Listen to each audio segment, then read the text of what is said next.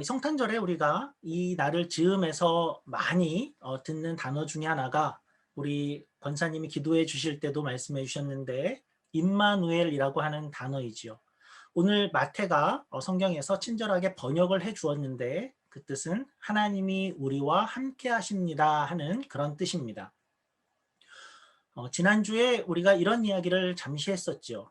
그 마태가 이 복음서를 쓸 때에 이것을 유대인들을 대상으로 썼다라고 말했었고, 그래서 그 안에 구약의 인용이 많다라고 했지요. 그래서 유대인들은 그 구약을 잘 알고 있었고, 마태가 그 유대인들의 그 구약의 이해를 바탕으로 예수님에 대한 이야기를 설명하고 또 들려주고 있었습니다. 오늘 이 임마누엘이라는 이 단어와 이 예언도 유대인들이 익히 알고 있는 그런 단어였습니다.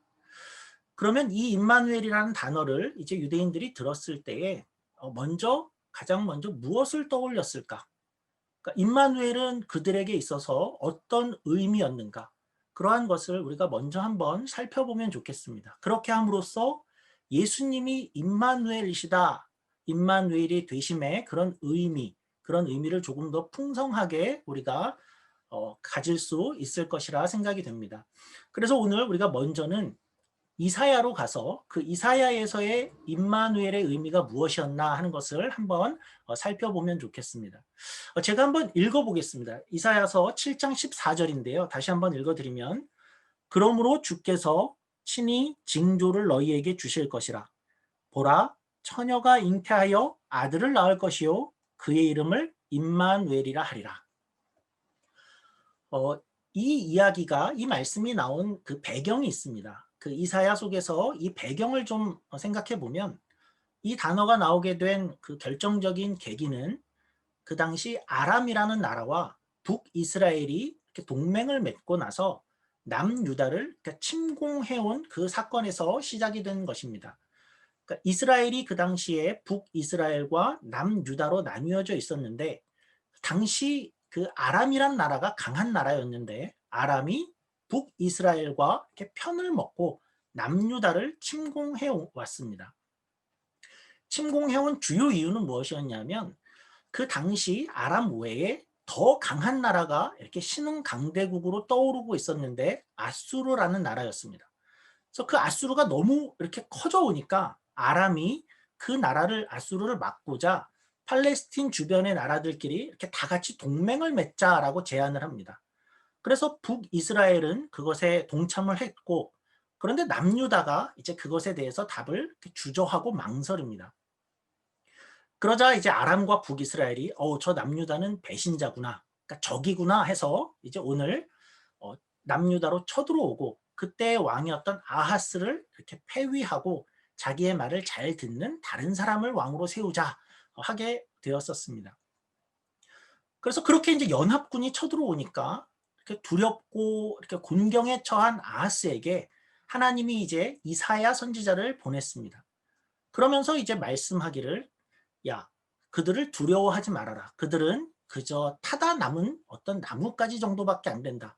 그냥 연기 좀 나는 것에 불과해. 아무것도 아니야. 그러면서 너는 두려워하거나 낙심하지 말라라고 말씀을 하십니다. 그들이 너희를 이기지 못할 것이다 라고 이야기를 하면서 그러면서 야, 이것을 위해서 네가 하나님께 징조를 하나 구해라. 하나님이 보여주실 것이다 라고 말했습니다. 그런데 아하스가 그것에 답을 하기를 나는 구하지 않겠습니다. 나는 여호와를 시험하지 않겠습니다. 라고 말합니다. 여호와를 시험하지 않겠습니다 하는 말이 그러니까 우리가 얼핏 보기에는 굉장히 신앙적인 말인가 싶지만 실제 그의 마음속은 그렇지 않았습니다. 그러니까 마치 이런 식의 마음과 비슷했습니다. 무슨 하나님께 징조를 구해? 뭘 하나님께 구하고 하나님께 뭘 기도하냐? 기도해서 뭐 해? 난 안 할랜다. 그러니까 이런 비슷한 속마음이었습니다. 아하스가 그렇게 한 이유가 있었는데 아하스가 그 뒤로 결심한 것이 따로 있었기 때문에 그렇습니다. 그러니까 그가 처한 이 난관을 헤쳐나가기 위해서 필요한 것은 지금 필요한 것은 하나님이 아니다. 오히려 떠오르는 아수르를 빨리 찾아가서 그와 손을 잡는 게 더 중요하다라고 생각을 했었고, 이후에 실제로 조공을 바치고 그쪽에 협력을 요청합니다. 그러니까 이런 식이죠. 아수르여, 나는 당신 편입니다. 쟤네들이 손을 잡고 당신을 공격하려 하고 있습니다. 그러나 나는 당신 편이니 나를 도와주십시오. 하고 하나님이 아니라 아수르가 유일한 살 길이다라고 아하스는 생각을 했었습니다. 그러자 이제 이사야는 그런 모습을 보고 이사야가 네가 징조도 구하지 않고 네가 하나님께 구하지 않고 하나님을 오히려 괴롭게 하는구나 라고 말하죠. 자, 그러면 우리가 그 다음에 예상하는 이야기는 어떤 이야기가 나올 거라고 우리가 예상이 되죠? 어떤 이야기가 나와야 이렇게 정상입니까? 네가 하나님을 의지하지 않는단 말이냐? 네가 하나님을 의지하지 않았으니 뭐 예를 들면 너는 이제 망할 것이다. 3대를 멸족하리라. 뭐 이런 식의 내용이 나올 것이라고 예상이 되는데, 그런데 이사야가 이렇게 말을 합니다. 너는 징조를 구하지 않았다. 네가 구하지 않았으니 하나님이 친히 주실 것이다. 그러니까 그렇게 이야기하죠. 오늘 말씀이 그러면서 주신 말씀입니다. 화면을 한번 보시죠. 7장 14절 말씀에 이렇게 이야기합니다. 그러므로 네가 안 구함으로 그러므로 주께서 친히 징조를 너희에게 주실 것이라. 보라, 처녀가 잉태하여 아들을 낳을 것이요 그의 이름을 임마누엘이라 하리라. 우리가 그 당시 상황을 한번 생각해 보면 이런 생각이 가장 먼저 들죠. 그나저나 왜 아하스가 왜 저랬을까? 하나님이 징조까지 구하라 그랬고 그리고 믿으라 그랬는데 믿었어야지. 왜 아하스는 징조를 구하지 않았을까? 왜 선지자가 와서 하나님을 믿으라고 했는데 믿지 못했을까? 그리고 오히려 아수르라는 이방 민족에게 손을 내밀 생각을 했을까? 우리가 당시 상황을 조금 더 살펴보죠. 당시에 이 아람과 북이스라엘이 남유다를 쳐들어온 이것이 처음이 아니었습니다. 역대하 28장을 보면 그러니까 그들은 얼마 전에 실제로 이 남유다를 쳐들어왔었고, 그러니까 아람 왕이 유다를 공격해서 하루에 12만 명이나 되는 유다 사람을 죽였습니다. 그리고 북이스라엘 군대도 쳐들어와서 왕의 아들을 죽이고 총리 대신, 국내 대신을 죽이고 유다 사람을 20만 명을 포로로 잡아갔었습니다. 더구나 유다가 그런 곤경에 있으니까 옆에 그때 작은 나라였던 에돔이라는 나라는 또 국경을 넘어 들어와서 유다를 노략하고, 또 블레셋은 저쪽에서 또 들어와서 유다 성읍을 탈취하는 그런 일들이 일어났었습니다. 그러니까 남유다로 보면 아주 큰 곤경, 아수라장 같은 그런 상황에 있었고 정신이 없는 상태였습니다. 그리고 나서 이제 다시 아람과 북이스라엘이 다시 쳐들어온다라는 소문을 들은 것입니다. 그러니까 얼마 전에 그렇게 큰 일을 겪었는데 다시 오니까 얼마나 두려웠을까요? 이번엔 얼마나 많이 죽일까? 또 얼마나 많이 포로로 잡아갈 것인가? 이번에는 나라가 완전히 망하는 건 아닐까? 내가 왕인데 나를 가장 먼저 죽이겠지. 이사야서 7장 2절에 보면 이렇게 말을 합니다. 제가 한번 읽어보겠습니다. 왕의 마음과 그의 백성의 마음이 숲이 바람의 흔들림같이 흔들렸더라. 그러니까 우리가 익숙한 표현으로 생각을 하면 사시나무 떨듯 벌벌 떨었다. 뭐 그런 정도겠죠. 그런 상황에 있으니까 이사야가 와서 그렇게 이야기한 것이 안 들려진 것입니다. 하나님이 이 상황을 이길 수 있을까? 현실이 이런데 전에도 안 도와줬었잖아. 하나님만 믿고 그냥 있을 수 있을까 싶었던 것이지요. 그러면 단지 상황이 이렇게 되자 이전에는 굉장히 착했던 아하스가 이제 와서 하나님을 못 믿게 되었냐 하면 그렇지는 않습니다. 애초에 아하스는 하나님 앞에서 굉장히 악한 왕이었습니다. 이 왕에 대한 기록을 보면 이 왕은 굉장히 적극적으로 우상 숭배를 했던 왕이었습니다. 여러 개의 산당을 지었고 특별히 바알을 직접 주조해서 바알을 예배한 왕이었습니다. 그러니까 남유다에서는 최초로 실제로 바알을 만들어서 거기에 제사를 했던 왕이었고, 바알 외에 몰록이라는 신도 섬겼는데, 몰록은 무엇으로 유명하냐 하면 자기의 아이들을 이렇게 제물로 불에 태워 드리는 걸로 유명한 신이었습니다. 근데 아하스는 자기의 자녀들을 실제로 몰록에게 드리면서 불에 태워 죽이기도 했습니다. 그래서 이사야의 이야기를 이렇게 정리해 보면 이렇습니다. 당시 이스라엘은 왕은 악했고 백성들은 우상을 섬겼고 국가적으로도 전쟁을 겪고 있고 포로로 잡혀가고 풍전등화의 그런 위험 가운데 있는 암흑과 절망 가운데 있었던 그런 상황이었죠. 그러니까 뭐 하나 제대로 돼 있는 게 없어 보이는 그러한 상황 가운데 있었고, 그런데 그때 하나님이 와서 찾아오셨고 도와주겠다 그랬는데도, 하나님을 의지하지 않겠어, 징조를 구해라, 하나님을 구하라 했는데도 응답을 하지 않고 하나님을 어떻게 믿어 하면서 자기 힘으로 어떻게 해보려고 동분서주하는 그런 이스라엘이었습니다. 그러니까 그러고 있을 때, 하나님을 찾지도 않을 때, 하나님께 징조를 구하라 해도 구하지 않을 때 어떻게 하셨다고요? 하나님이 이놈들 이제 벌 좀 받자, 정신 좀 차려야겠다 한 게 아니라, 너희가 나를 찾지 않으니 내가 가야겠구나. 하나님이 친히, 이것이 핵심입니다. 그러니까 그런 상황 가운데에서 야, 니네 마음대로 해라, 나는 이제 모르겠다 한 게 아니라, 그런 상황에도 불구하고 친히 너희를 위해 하나님이 찾아오셨다. 그러니까 이렇게 오신 것이 임마누엘입니다. 이사야 시대에 그 친히 주신 징조의 내용을 조금 더 살펴보려고 합니다. 우리 화면을 잠깐 보시죠.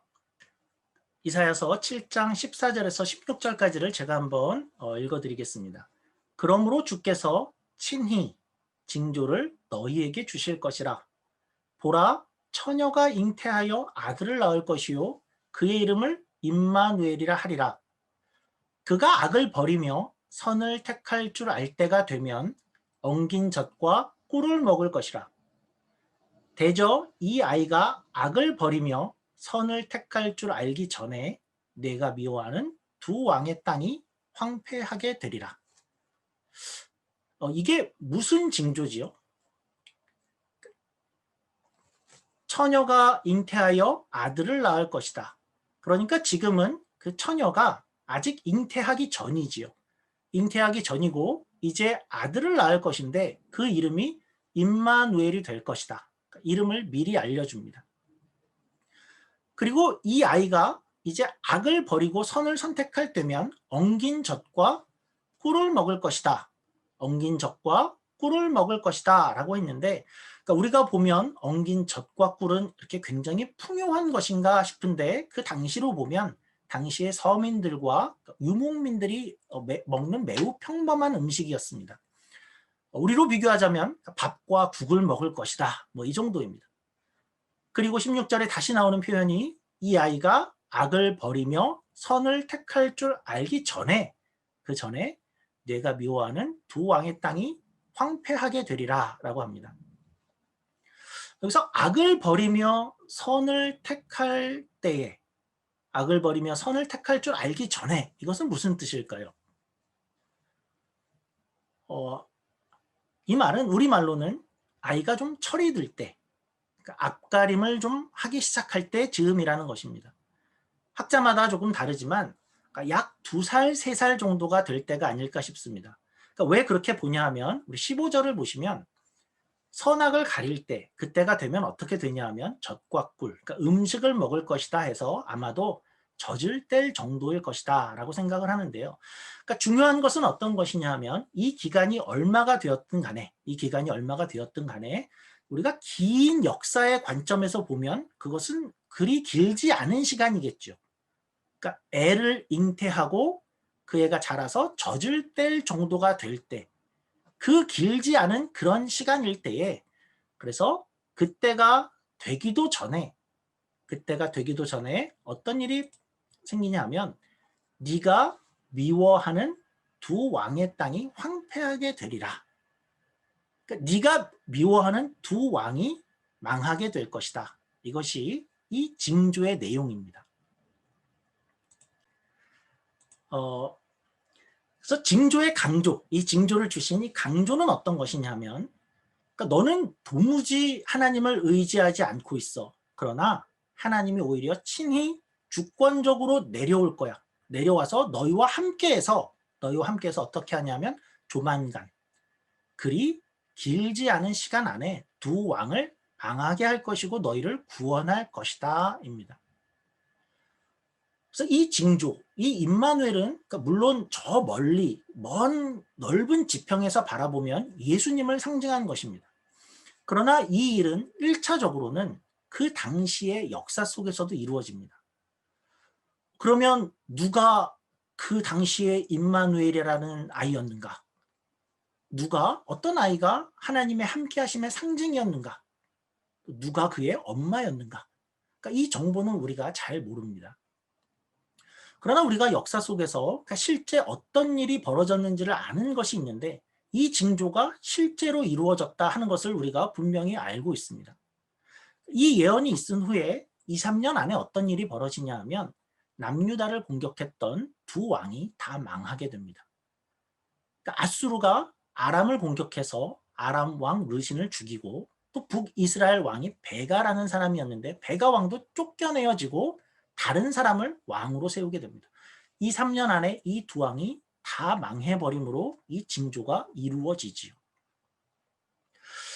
그래서 그러면 이 이사야에게 임마누엘은 무엇이었습니까? 그러니까 이사야에게 있어서 하나님이 함께 하신다라는 것은 무엇이었습니까?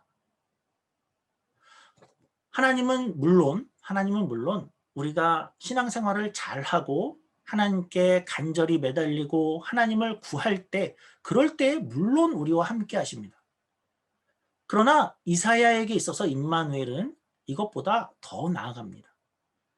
그러니까 하나님이 우리를 찾아오시고 하나님이 우리와 함께 하신다라는 것은 우리가 하나님을 잘 섬기고 하나님께 간절하고 하나님 도와주세요 이렇게 매달릴 때뿐만 아니라, 오히려 우리가 그저 악을 행하고 하나님을 보지 않고 우상을 섬기고 또 상황이 포로로 잡혀가고 전쟁 가운데 수많은 이들이 죽고 있고 고을이 적군에게 빼앗기고 있고, 한마디로 모든 것이 아수라장이고 암흑과 같은 그런 상황, 그런데 그 상황이 되어서도 하나님을 의지하기를 거부하고 있는, 하나님을 의지하지 않고 오히려 아수르라는 다른 데 우리의 구원이 있을 거야 라고 바라보는 그런 상황, 정말 말도 안 되는 그런 상황 가운데에서도 하나님은 우리를 잊지 않으시고 우리를 먼저 찾아오시는 분이시다. 이것이 이사야의 임마누엘입니다. 그리고 이제 약 700년이 지나고 예수님이 이 땅에 오셨습니다. 세상은 어땠습니까? 아하스 당시의 이스라엘과 똑같았습니다. 구약 성경이 무엇을 증거하지요? 백성들은 늘 우상을 섬겼고 제사를 우습게 여겼고 죄를 짓고 형제를 압제하고 탐욕을 부리고, 거기에 하나님이 수많은 선지자들을 보내서 너희가 그러면 안 된다, 하나님께 돌아와라, 하나님께 돌아가야 한다라고 외쳤죠. 그렇지 않으면 너희가 정녕 망할 것이다 라고 했고 정말 망했습니다. 그래서 포로가 되고 잡혀가고 이후에 겨우 다시 돌아와서, 그래서는 어땠죠? 돌아와서도 똑같이 살았죠. 너무나도 암흑과 같은 상태, 정신을 못 차리고 그리고 하나님을 찾지도 않는 그런 이스라엘이었습니다. 그래서 하나님이 내가 너희를 위해서 선지자를 그렇게 많이 보냈는데도 말을 안 들어? 도무지 말을 안 듣고 어떻게 이럴 수가 있단 말이냐? 그래서 어떻게 하셨습니까? 그래서 아들을 보내셨습니다. 그렇게 예수님이 이 땅에 오신 것입니다. 오늘은 그런 날이죠. 인류는 하나님을 알아보지도 못했고 하나님을 거부하고 모두가 멸망을 향해 걸어가고 있을 때에 마치 비유를 들자면 우리 모두가 맹인이어서 열심히 걸어가고는 있는데 낭떠러지가 앞에 있는 것을 모르고 멸망을 향해 걸어가고 있는 맹인과 같았고 또한 마치 깊은 물에 빠져서 아둥바둥하지만 결국은 물에 가라앉아 버릴 그런 운명이 우리의 운명이었죠. 그런데 그 정신없는 맹인을 친히 멈춰 세우신 분이 예수님이시죠. 그 예수님이 그것을 위해 역사 속에 들어오신 날입니다. 또한 물에 빠져서 아둥바둥거리고 그러면서 천천히 가라앉아 가는 이들을 위해 그들을 친히 건져내시기 위해 이 땅에 오신 날이 오늘입니다. 이 땅에 오셨고 또한 우리와 함께하여 주셨고 십자가를 지셨고 부활하셨습니다. 그럼 이런 것이 궁금하죠. 그러면 이제는 우리와 함께하지 않으십니까? 이제는 떠나가신 겁니까? 할 때 예수님께서 이렇게 약속하시지요. 우리 마태복음 28장 말씀입니다. 예수님이 이렇게 약속합니다. 예수께서 나와 말씀하여 이르시되 하늘과 땅의 모든 권세를 내게 주셨으니 그러므로 너희는 가서 모든 민족을 제자로 삼아 아버지와 아들과 성령의 이름으로 세례를 베풀고 내가 너희에게 분부한 모든 것을 가르쳐 지키게 하라. 볼지어다 내가 세상 끝날까지 너희와 항상 함께 있으리라 하시니라. 우리와 항상 함께 있다 하고 약속하시지요. 우리는 이런 사랑을 받은 사람들입니다. 개인적으로 누가 하나님 앞에 참 훌륭해서 참 의로워서 구원을 얻어냈겠습니까? 우리가 이제 하나님을 알게 되고 하나님의 자녀가 되었고 오늘에 이른 것은 오직 한 가지 이유 때문입니다. 임마누엘의 하나님께서 친히 우리를 먼저 찾아와 함께 해 주셨기 때문이죠. 그리고 그 하나님은 오늘도 우리와 함께 하시고 영원히 함께 하실 것입니다. 그의 이름이 임마누엘이시기 때문입니다. 하나님은 오늘도 우리와 함께 하시는 분입니다. 바라기는 우리가 이 복을 누릴 수 있으면 좋겠고 또 감사할 수 있으면 좋겠고 이 성탄 우리를 그렇게 찾아오신 예수님을 경축하고 기뻐하고 감사하는 그런 저와 여러분이 되기를 주의 이름으로 축원합니다. 우리 기도하겠습니다. 하나님 아버지, 하나님은 참으로 그런 분이십니다. 임마누엘의 하나님이십니다. 우리가 하나님을 찾을 때뿐 아니라 우리가 하나님께 매달릴 때뿐 아니라 우리가 정신이 없고 하나님을 찾을 능력이 없고 어떠한 선함도 우리 가운데 없을 때에 우리가 죄인이었고 우리가 오히려 하나님의 원수였을 때에 우리를 찾아오신 분이 하나님이신 줄 우리가 다시 한번 확인합니다. 하나님, 그 사랑을 우리가 잊지 않게 하시고 그 사랑에 감격하며 하루하루를 살아가게 하시고 이제는 우리와 영원히 함께 하시겠다고 하셨사오니 하나님과 함께하는 자다운 그러한 삶을 우리가 살아가도록 하나님 함께하여 주시고 이 삶을 기뻐하고 즐거워하며 하나님과 동행하는 우리의 인생이 되게 하여 주시옵소서. 감사하며 예수님 이름으로 기도드립니다.